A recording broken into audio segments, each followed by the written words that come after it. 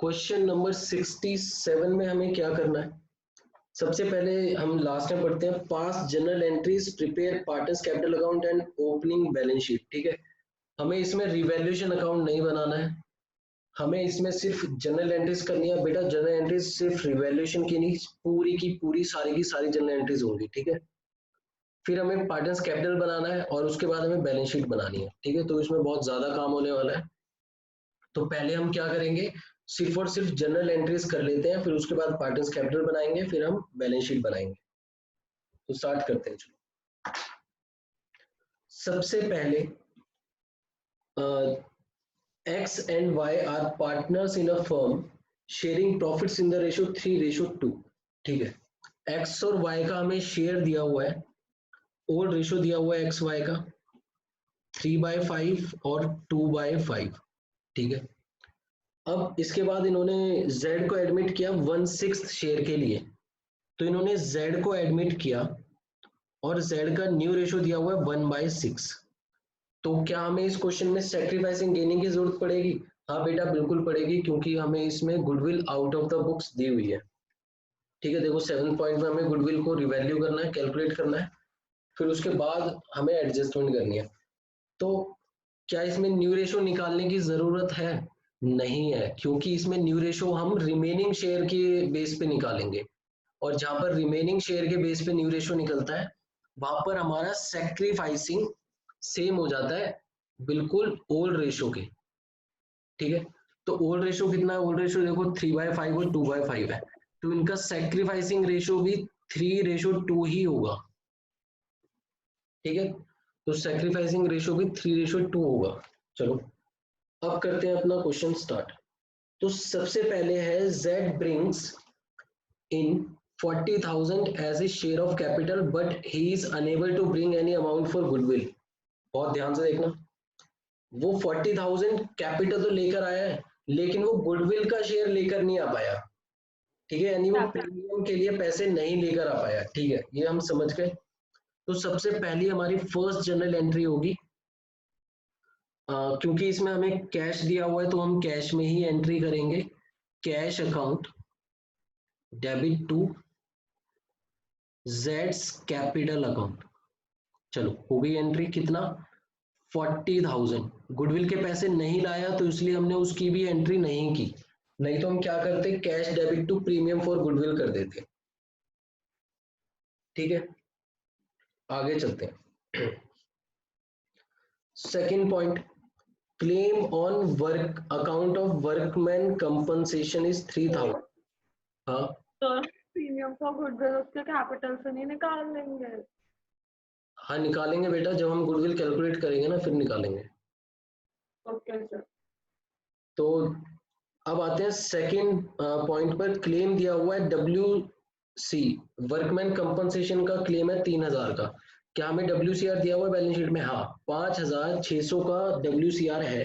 क्या करेंगे, कौन बताएगा, जल्दी से बताओ। WCR debit to WCP। हाँ, WCR debit to WCP to, और बाकी बचा ओल्ड पार्टनर्स में old ratio. Very good.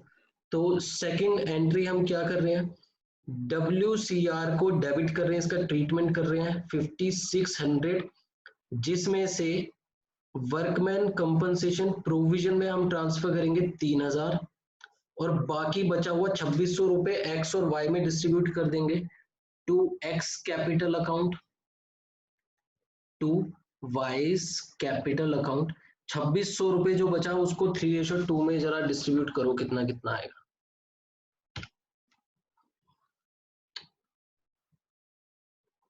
$2,600 divide by 5 into 3, तो 1560।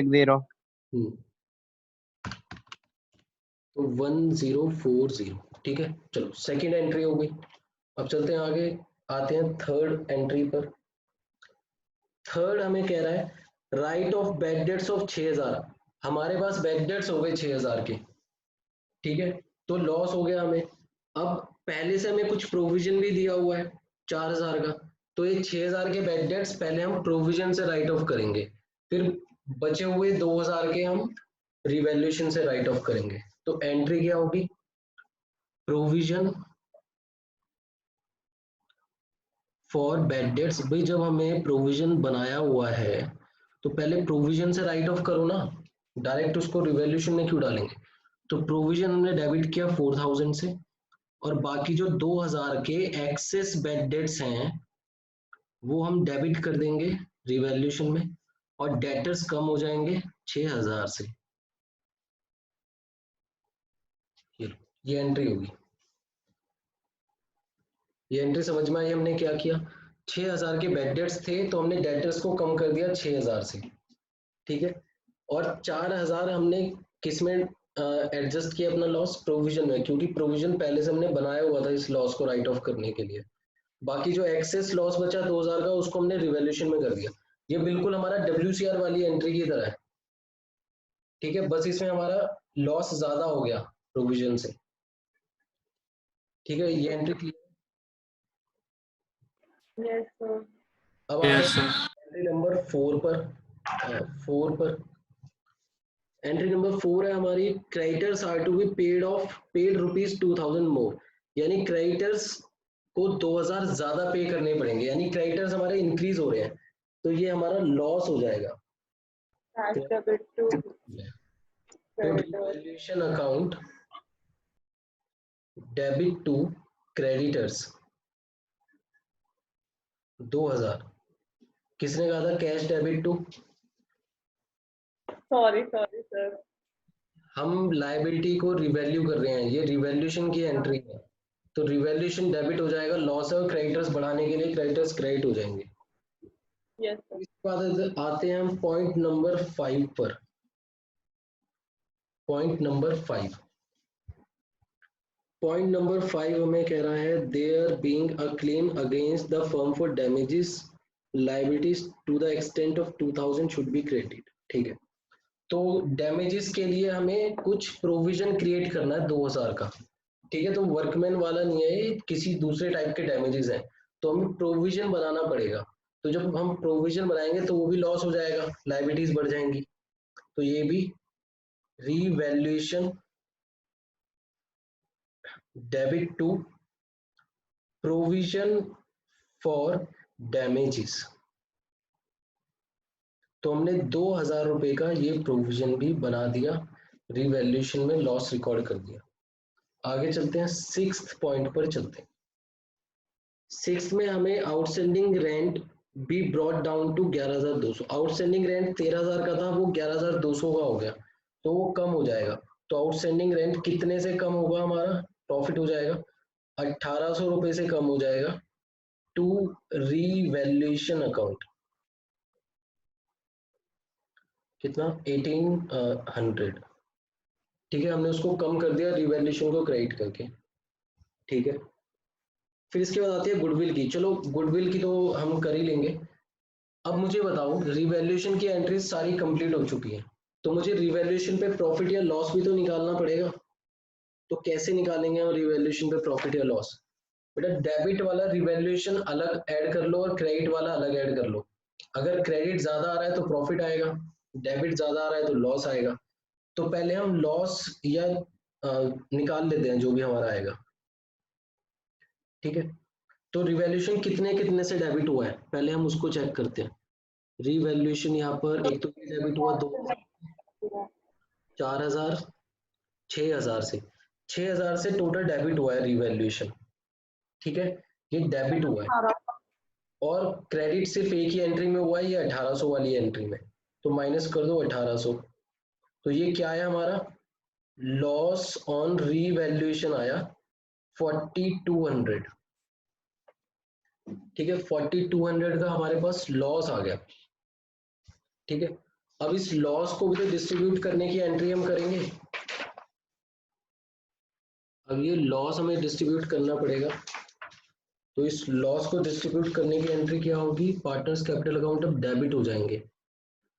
तो x capital account debit, Y's capital account debit to revaluation account, ठीक है। ये एंट्री होगी लॉस को बांटने की। तो 4200 को 3:2 में बांटेंगे। 4200 तो 2520 ए को मिलेगा और 1680 वाई को मिलेगा और 4200 से रिवॉल्यूशन टोटल क्रेडिट हो गया। चलो समझ में आई है एंट्री। Yes sir. अब चलते हैं आगे। अब आते हैं कैपिटल अकाउंट्स में हमें क्या क्या करना है। तो कैपिटल अकाउंट्स में सबसे पहले हमें क्या करते हैं, रिवैल्यूएशन का लॉस हम डिस्ट्रीब्यूट कर चुके हैं, ठीक है। और कुछ कैपिटल की एंट्री थी वो भी हो चुकी है, जैसे WCR को बांटने की एंट्री हो चुकी है, फिर जेड की कैपिटल जो वो लेकर आया वो हो चुका है, ठीक है। अब हमें देखना है कि हमारे जो बैलेंस शीट है उसके अंदर कोई फ्री रिजर्व या फिर लॉसेस तो नहीं है, वो भी हमें डिस्ट्रीब्यूट करने पड़ेंगे। तो हमने लाइबिलिटीज में देखा हमारे पास कोई भी फ्री रिजर्व नहीं बचा हुआ है, WCR का ट्रीटमेंट हम कर चुके हैं। अब आते हैं एसेट साइड पे। एसेट साइड में हमें प्रॉफिट एंड लॉस का डेबिट बैलेंस दिया हुआ है, तो ये क्या है, हमारा लॉस है। तो इस लॉस को भी हमें डिस्ट्रीब्यूट करना पड़ेगा पार्टनर्स में। तो प्रॉफिट एंड लॉस अब क्या हो जाएगा, एक्स डेबिट हो जाएगा, x capital account debit Y's capital account debit to profit and loss account, ठीक है। 4000 तो कितना कितना मिलेगा, 2400 और 1600 इन दोनों में राइट ऑफ हो गया, ठीक है। हमने लॉस का शेयर बांट दिया जो हमें बैलेंस शीट में दिया हुआ था। तो टोटल हमारी एंट्री होगी 6, ये होगी 7 और ये होगी 8, ठीक है। अब क्या कैपिटल अकाउंट में और कोई एंट्रीज जाएंगी, नहीं, बस हमें अब गुडविल का ट्रीटमेंट करना रह गया, ठीक है। लास्ट एंट्री रह गई हमारी गुडविल के ट्रीटमेंट की। उसके लिए सबसे पहले हमें गुडविल कैलकुलेट करनी है। गुडविल कैलकुलेट करने के लिए इंफॉर्मेशन दी हुई है, goodwill is valued at 1.5 years purchase of the average profit of last 3 years less 12,000 profit for the last 3 years amounted to इतना इतना और इतना, ठीक है। चलो क्लियर है। तो ये बोल रहा है कि गुडविल की जो हम वैल्यू निकालेंगे, हाँ बोलो किसने कुछ बोला था अभी, फिर से बोलो, मुझे समझ नहीं आया। नहीं सर, बस हाँ चलो मैं यस सर कह रहे थे। अच्छा, तो इसमें हमें गुडविल की वैल्यूएशन पहले करनी है। गुडविल की वैल्यूएशन के लिए क्या बोला हुआ है, जो हम एवरेज प्रॉफिट लेंगे उसमें से लेस 12,000 करेंगे, एवरेज प्रॉफिट लेस 12,000, फिर उसको number of year of purchase से मल्टीप्लाई करेंगे। तो पहले हम क्या करते हैं, एवरेज प्रॉफिट निकालते हैं। एवरेज प्रॉफिट के लिए तीनों साल के प्रॉफिट को प्लस करेंगे, 20 और 30, 50 और 10, 60,000, ठीक है, डिवाइडेड बाय 8,000 आ जाएगा। 20,000। 20,000 क्या आ गया हमारा, 20,000 हमारा एवरेज प्रॉफिट आ गया, ठीक है। अब तो हमें 12,000 माइनस भी करना था। हाँ अब करेंगे ना जब गुडविल कैलकुलेट करेंगे, -12,000 into okay. Years of purchase यानी 3/2, 1.5 को हम 3/2 भी लिख सकते हैं। तो ये कितना आएगा, 8,000 इंटू 3/2, 12,000,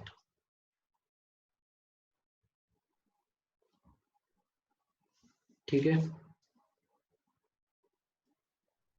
तो 12,000 हमारा गुडविल आ गया। एक बार फिर से पढ़ते हैं गुडविल की लाइन, क्या हमें कह रहा है। सर हमने गुडविल एवरेज प्रॉफिट तो गलत कैलकुलेट, गुडविल गलत कैलकुलेट नहीं करी है। अच्छा कर दिया 3/2। Okay sir.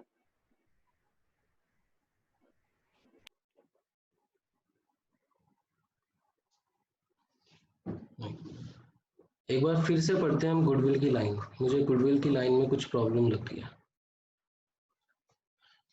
गुडविल के लिए बोल रहा है half years purchase of the average profit of last 3 years less 12,000, अच्छा कॉमा भी है बीच में, ठीक है। तो इसमें हम इस तरह कैलकुलेट करेंगे, 20,000 एवरेज प्रॉफिट इंटू 3/2 माइनस 12,000, इस तरह से होगा ये।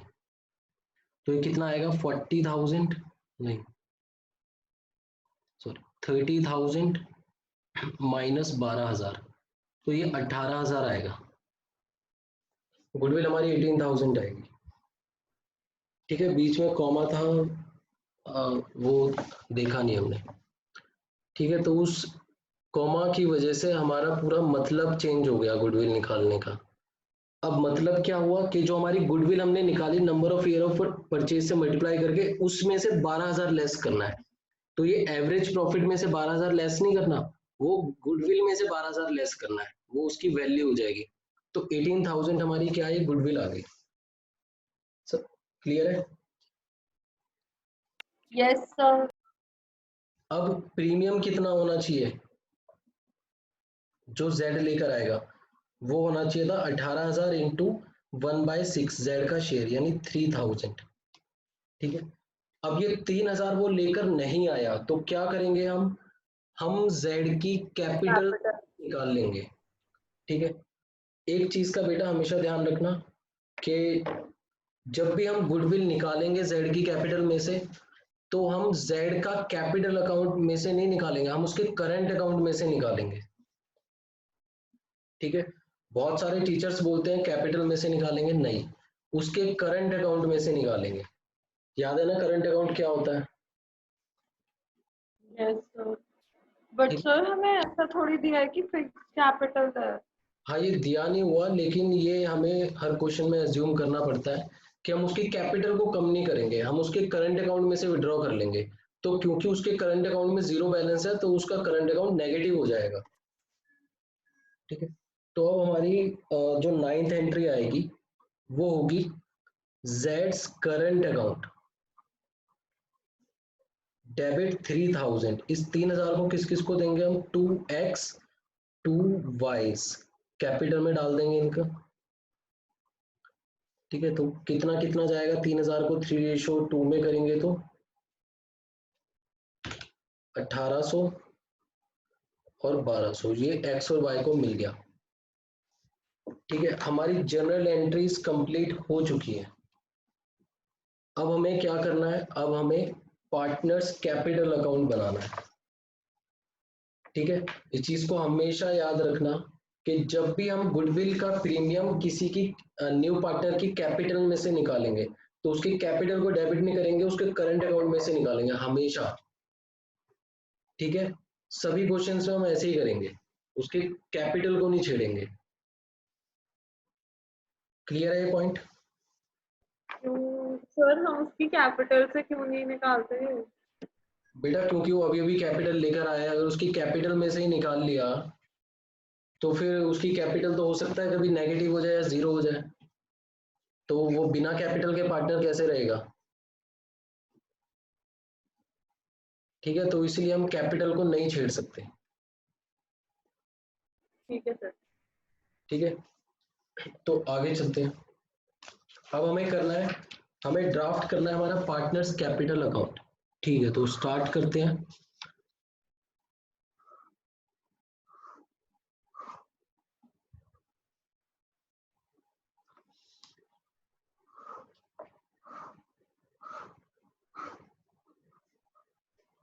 सबसे पहले इनके बैलेंसेस लिख लेते हैं। तो जेड का तो कोई भी बैलेंस नहीं होगा, 50,000 एक्स एंड 60,000 वाई। ठीक है, ये हमें बैलेंस डालने के बाद अब हमें क्या करना है, जनरल एंट्री चेक करो। जेड कैपिटल लेकर आया है, तो जेड की कैपिटल की एंट्री कर देते हैं। बाई कैश अकाउंट, कितनी कैपिटल लेकर आए, 40,000 लेकर आए, तो 40,000 हमने एंटर कर दिया। ठीक है, फिर और देखते हैं क्या क्या मिला इनको। कैपिटल की एंट्री चेक करो, कैपिटल की एंट्री में फिर हमारी एंट्री आती है WCR बांटने की एंट्री। तो बाय WCR कितना कितना मिला था, 1560 और 1040, WCR बांट दिया। फिर इसके बाद देखते हैं और क्या मिला। फिर इसके बाद हमारा रिवैल्यूएशन का लॉस, तो रिवैल्यूएशन का लॉस डेबिट साइड में जाएगा टू रिवैल्यूएशन अकाउंट। कितना कितना लॉस था हमारा, 25201680, 25201680। ठीक है, रिवैल्यूएशन का लॉस भी दे दिया। और देखते हैं क्या बचा, प्रॉफिट एंड लॉस भी हम डिस्ट्रीब्यूट कर रहे थे 2400 और 1600, तो प्रॉफिट एंड लॉस भी यहाँ पर आएगा डेबिट में क्योंकि ये लॉस था हमारा, टू प्रॉफिट एंड लॉस। फिर देखते हैं और क्या क्या रहा कैपिटल में। हाँ, अब लास्ट में क्या बचा हमारा, एडजस्टमेंट बचा, तो एक्स और वाई में क्रेडिट हो जाएगा बाय जेड्स करंट अकाउंट 1800 और 1200, ठीक है। अब जेड में डेबिट यहाँ पर नहीं होगा, क्यों, क्योंकि ये कैपिटल अकाउंट है और ये हमने करंट अकाउंट डेबिट किया था, तो करंट अकाउंट में एंट्री जाएगी ये तो सारी एंट्रीज हमारी हो चुकी हैं। अब बैलेंस निकाल लेते हैं।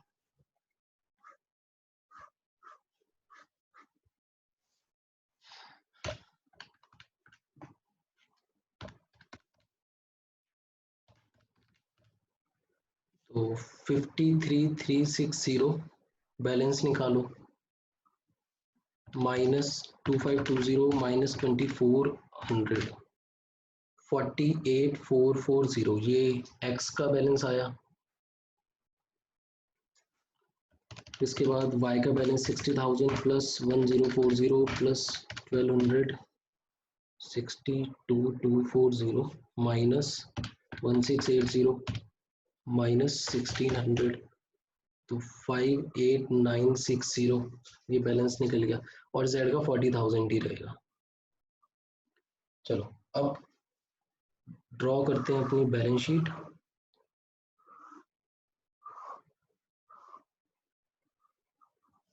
लायबिलिटीज एंड एसेट्स, तो पहले लायबिलिटीज लिख देते हैं। लायबिलिटीज में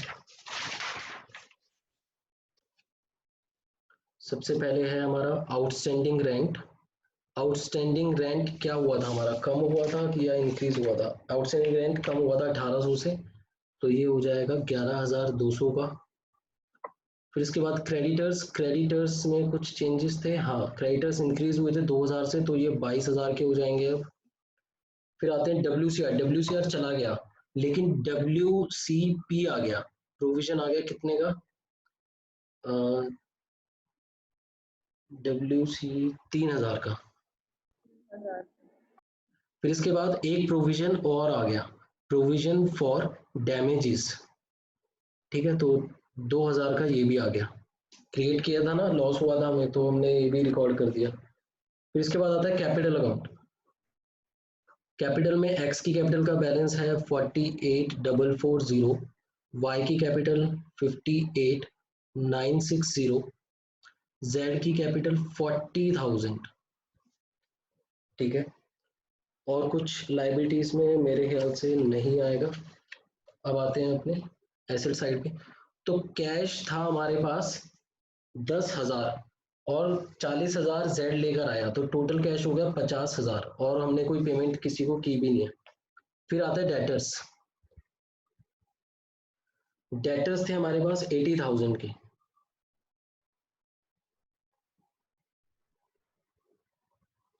ठीक है, 80,000 के डेटर्स थे। इसमें से हम माइनस करेंगे क्या, बैड डेट्स, कितने, 6,000, तो ये कितने के बचे, 74,000 के, ठीक है, बैड डेट्स माइनस हो गए। अब प्रोविजन हमारे पास नहीं बचा क्योंकि प्रोविजन को हमने यूज कर लिया था to write off bad debts, तो प्रोविजन हट गया। स्टॉक है हमारे पास, स्टॉक, एक मिनट कहाँ गया, सॉरी बैड 2000 नहीं होगा बैड डेट्स में, मतलब 76,000। बेटा 2,000 तो हमारा रिवैल्यूएशन से राइट ऑफ हुआ था ना, लेकिन जो डेटर्स थे वो तो टोटल 6,000 से कम हुए थे। एंट्री एक बार हाँ फिर से देखें, हाँ हाँ, समझ गई सर।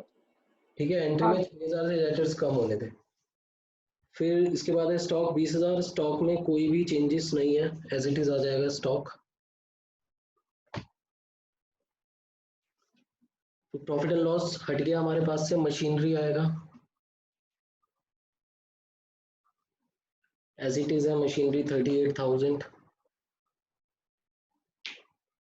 ठीक है। अब देखते हैं क्या बचा हमारे पास, ठीक है। अब याद करो कि जेड के करंट अकाउंट को हमने डेबिट किया था और जेड के करंट अकाउंट को डेबिट किया था तो जेड का करंट अकाउंट नेगेटिव हो गया था, तो जेड्स करंट अकाउंट हमारा डेबिट साइड आ जाएगा 3000 से, ठीक है, नेगेटिव हो गई कैपिटल, तो वो एसिड्स में हम शो करेंगे, बस और कुछ भी नहीं है इसमें। अब हमें बैलेंसिंग करनी है, देखते हैं कितना बैलेंस आता है।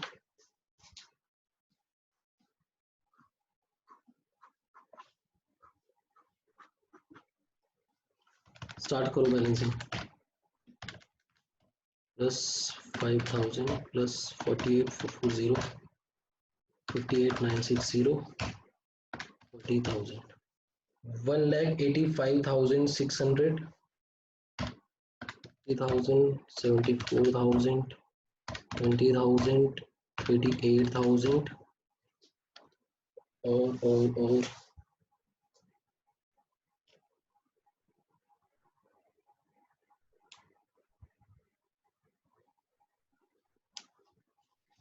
38,600 है, 185,600। ये क्वेश्चन हमारा कंप्लीट हो गया।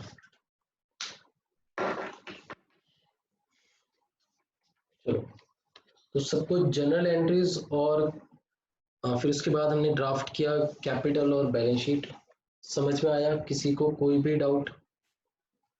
सभी आंसर करो। No sir. No sir.